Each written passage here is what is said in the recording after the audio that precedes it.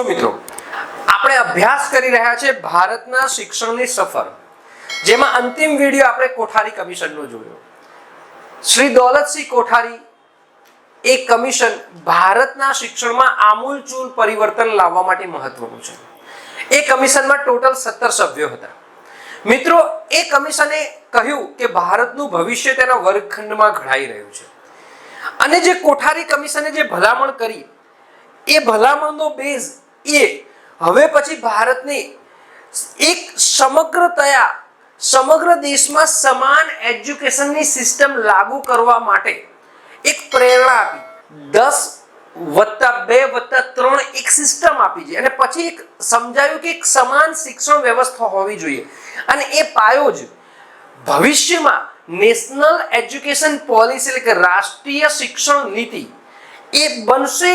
એક એવો પાયો બન્યો, અને એના ઉપરથી જ માનનીય શ્રી વડાપ્રધાન, જેને આયરન લેડી તરીકે ઓળખવામાં આવે છે ભારતના ઇતિહાસમાં, શ્રીમતી ઇન્દિરા ગાંધીએ 1968માં ભારતની પ્રથમ રાષ્ટ્રીય શિક્ષણ નીતિ NEP 1968 બહાર પાડી. અત્યારે તો NEP 2020 સુધી પહોંચી ચૂક્યા છીએ આપણે.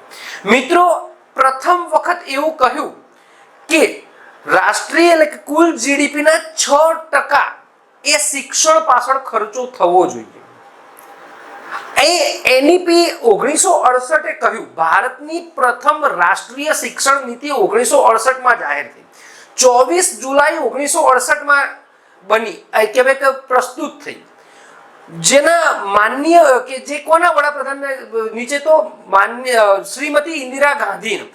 એ પ્રેરણા ક્યાંથી મળી રાષ્ટ્રીય શિક્ષણ નીતિ બનાવવાની? તો કોઠારી કમિશન જે 64-66માં હતું, બરાબર ને, એની ભલામણો કરી, એમાંથી પ્રેરણા મળી. તો મિત્રો, આ રાષ્ટ્રીય શિક્ષણ નીતિમાં શું છે એ આખી સમજ લઈ લઈએ. માત્ર આ રાષ્ટ્રીય શિક્ષણ નીતિમાં એ તમારે સમજો કે પોતાની GDP એટલે કે રાષ્ટ્રની GDP ના 6% હિસ્સો વાપરવાનું કહ્યું. ત્રિભાષીય સૂત્ર ચાલુ જ રાખ્યું. એક પ્રાદેશિક ભાષા, એક અંગ્રેજી ભાષા અને એક હિન્દી ભાષા સેમ, પરંતુ આ વિશાળ ફલક ઉપર હતી અને આખા રાષ્ટ્રને સમાન રીતે લાગુ પડતી હતી. That is call of NEP 1968, ભારતની પ્રથમ રાષ્ટ્રીય શિક્ષણ નીતિ. જોઈ લઈએ શું છે મિત્રો, બરાબર ને? આગળ વધીએ. અમલ 24 જુલાઈ 1968 ના રોજ આ રાષ્ટ્રીય શિક્ષણ નીતિનો અમલ થયો. તમે યાદ રાખજો. એટલે આ IMP આખી આ સ્લાઇડ છે, IMP છે. આધાર કોઠારી કમિશન. આ કોઠારી કમિશને જ મિત્રો એવું કીધું કે સમગ્ર દેશમાં 10+2+3 નું માળખું લાગુ થવું જોઈએ. અને જ્યારે સમગ્ર દેશમાં કીધું ત્યારે એક એવી શિક્ષણ નીતિની જરૂરિયાત જણાય કે જે સમગ્ર દેશમાં સમાનપણે લાગુ થાય, અને એ જ એનો પાયો બન્યો, બરાબર ને? અને આ કોઠારી કમિશને જ કીધું કે ભારતનું ભવિષ્ય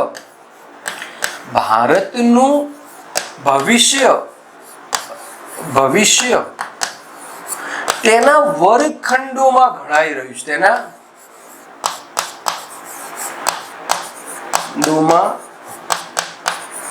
ઘડાઈ રહ્યું છે.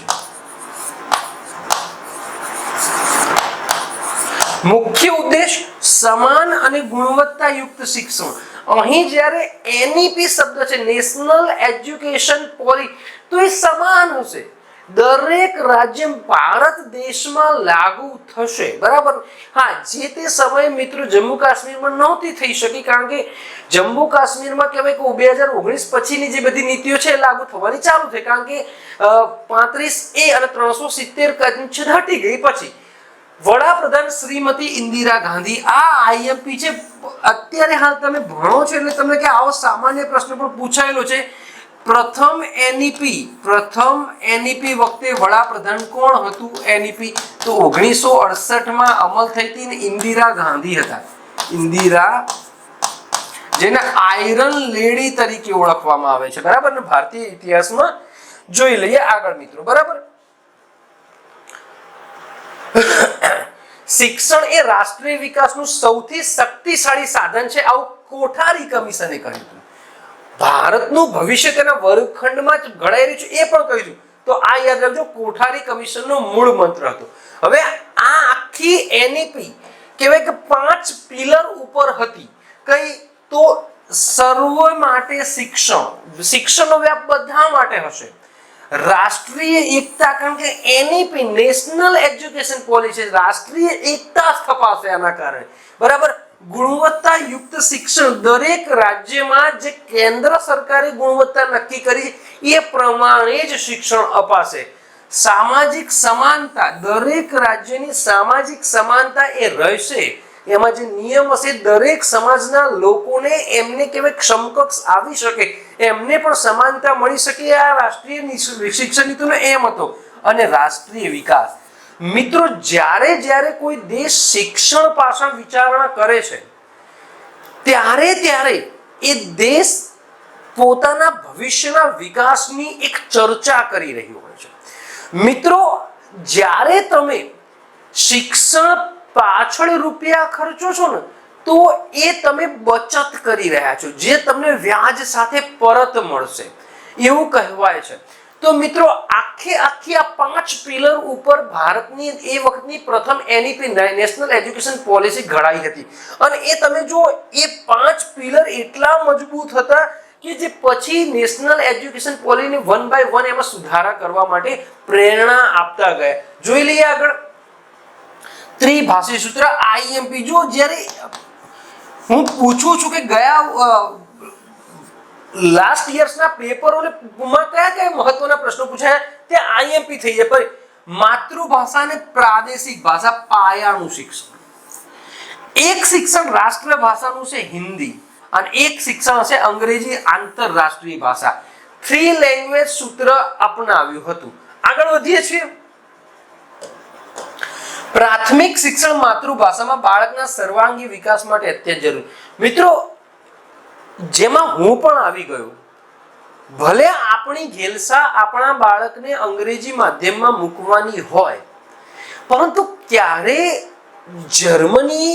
જર્મન લોકો એવું વિચાર્યું કે હું મારા બાળકને જર્મની ન ભણાવું, જર્મનીમાં ન ભણાવું, થ્રુઆઉટ અંગ્રેજીમાં ભણાવું? ડેનમાર્કે ક્યારે વિચાર્યું? નહીં. એમને સમજાઈ ચૂક્યું છે. એમને શિક્ષણ પાછળ ઘણા રિસર્ચો કર્યા છે.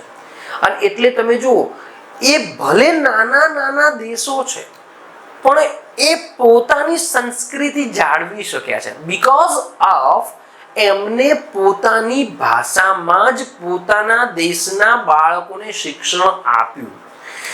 જો તમે માતૃભાષાને સંપૂર્ણ રીતે સમજી શકો છો, તો તમે દરેક વિદેશી ભાષા સમજી શકો છો, બોલી શકો છો અને ભણાવી પણ શકો છો. એ તમે ખાલી માત્ર હસ્તગત તમારે નવા શબ્દોનું અર્થગ્રહણ કરવાનું હોય છે, બીજું કંઈ જ નથી હોતું. ઓકે, જોઈએ તો મફત અને ફરજિયાત શિક્ષણ, શાળા છોડવાનું પ્રમાણ, ડ્રોપ આઉટ ઘટાડવા ઉપર ભાર. મિત્રો આ ડ્રોપ આઉટનો તો અત્યારે હાલ એવું ચગેલો કિસ્સો છે ને, ડ્રોપ આઉટ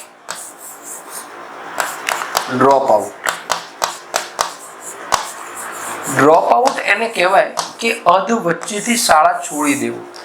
અને તમે જુઓ હમણાં મિત્રો 8મામાંથી 9મામાં જતા ડ્રોપ આઉટ વધુ થઈ જાય છે. અહીં એક ગેપ રહી જાય છે. અને એટલા માટે જ હવે ગુજરાત સરકાર 9મા ધોરણમાં પણ પ્રવેશોત્સવ લાવે છે. ભાઈ હવે એડમિશન થવા જ જોઈએ.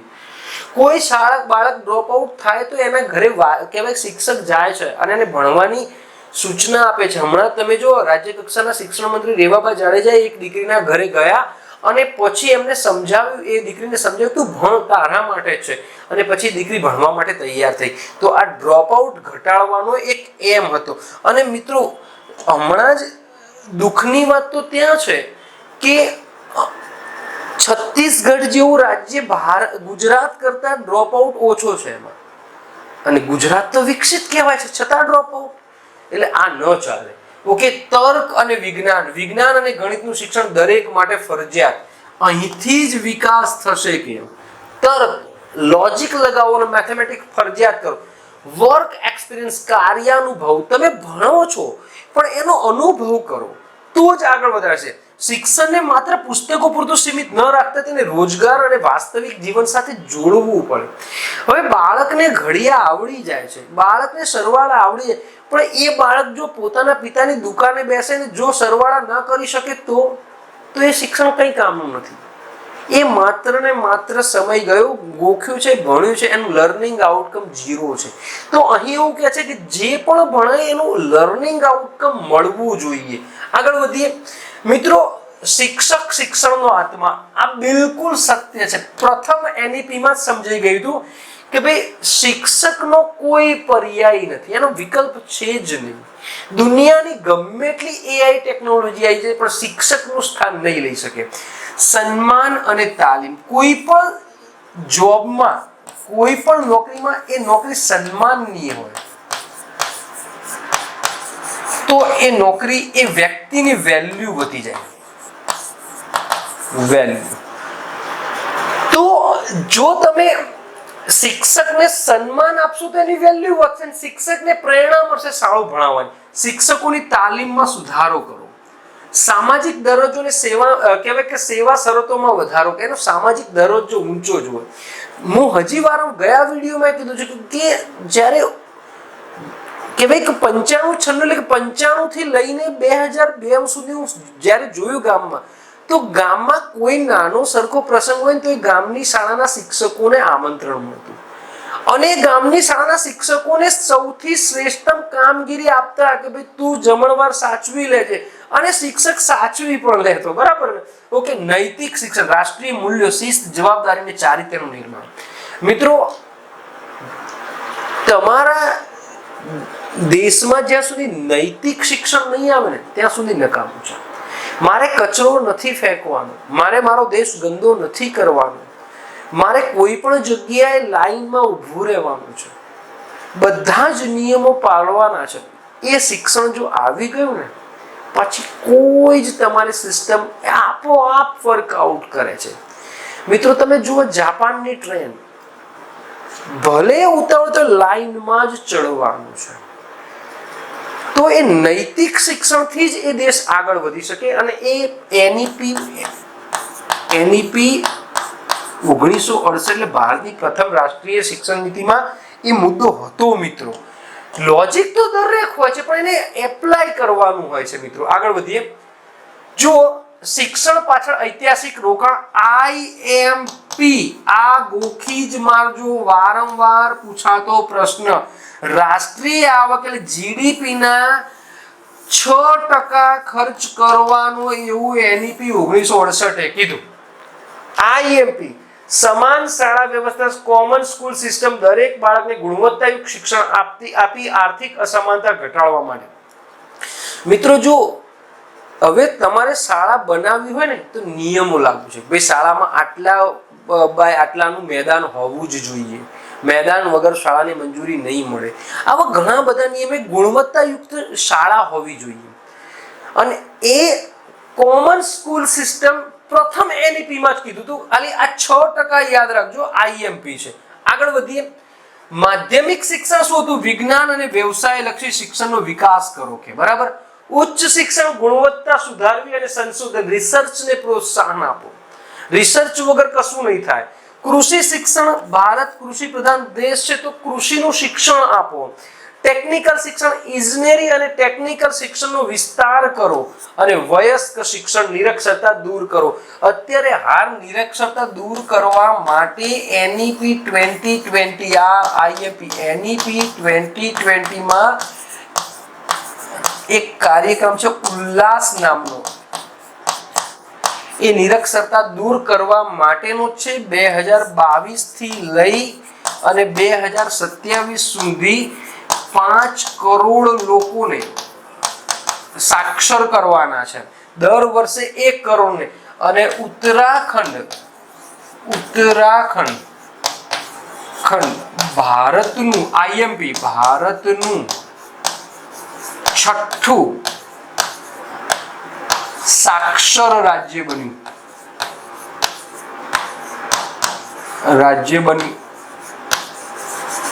જે ઉલ્લાસના કારણે. મિત્રો આમાં માતબાર રકમ આપેલી છે.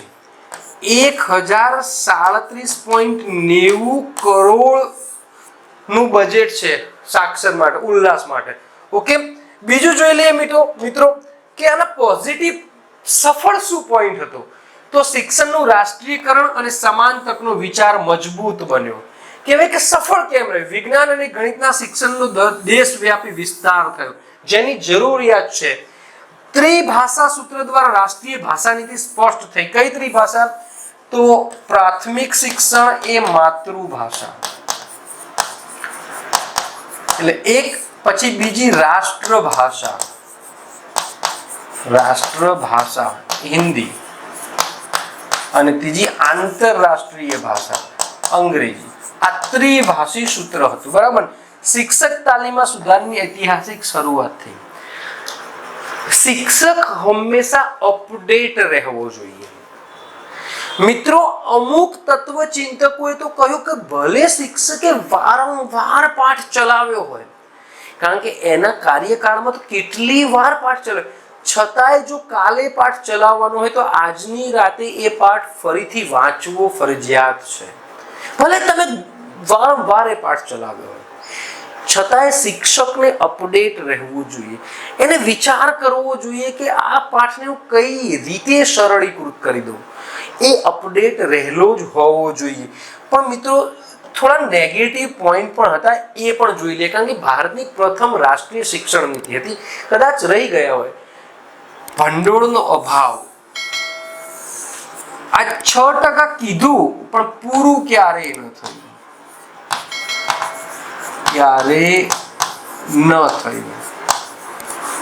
કીધું કે વાપરીશું પણ ન વાપરી શક્યા. અમલીકરણનો અભાવ. તમામ રાજ્યોમાં અસરકારક રીતે લાગુ, કારણ કે પ્રથમ હતી, કોઈ અમુક રાજ્ય હેઝિટેજ અનુભવતા હતા. તમે અત્યારે હાલ પણ જુઓ, કેરળ ને નાગાલેન્ડ પોતાની કહેવાય કે રાષ્ટ્રભાષા હિન્દી માનતા જ નથી. એ પોતાની સ્થાનિક લેંગ્વેજ અને ઇંગ્લિશ જ બોલે છે. તો દરેક રાજ્ય પ્રથમ એનઈપી હતી, એટલે કે અમલીકૃત ન કરી શક્યા. અસમાનતા યથાવત. ગ્રામ્ય અને શહેરી વિસ્તારો વચ્ચેની ખાઈ પૂરાઈ નહીં, અને ઊંચો ડ્રોપ આઉટ દર. બાળકોનું અધ વચ્ચેથી શાળા છોડવાનું પ્રમાણ ઊંચું હતું 1968. અત્યારે હાલ પણ મિત્રો ગુજરાતમાં 5 લાખ જેટલા બાળકો નથી જતા, એવું કહે છે રિપોર્ટ, બરાબર ને? ઓકે, આ આખી કહેવાય કે એના કારણે જોવે એવી સફળતા ના મળી.